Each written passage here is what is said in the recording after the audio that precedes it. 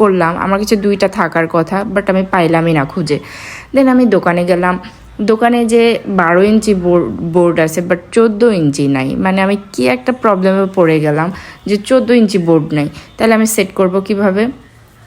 তাহলে আমি চিন্তা করলাম যে আমি 12 ইঞ্চিতেই করি কোনোভাবে সেট সুট দিয়ে।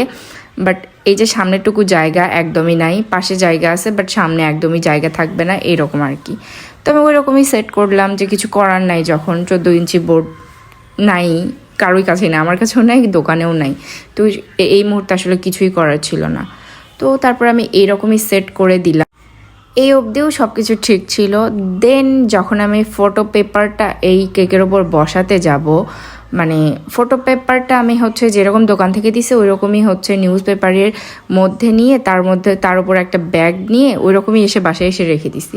দেন পরের দিন আমি দুপুরবেলা বসায় নিয়ে যাব। পরের দিন আমি ওটা